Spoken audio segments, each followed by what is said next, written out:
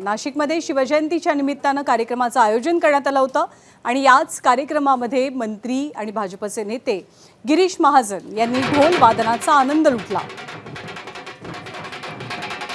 शिवजयंतीच्या मिरवणुकीमध्ये मंत्री गिरीश महाजन यांच्यासोबत आमदार देवयानी फरांदे, राहुल ढिकले, सीमा हिरे तसंच महापौर हिमगौरी अडके उपस्थित होते।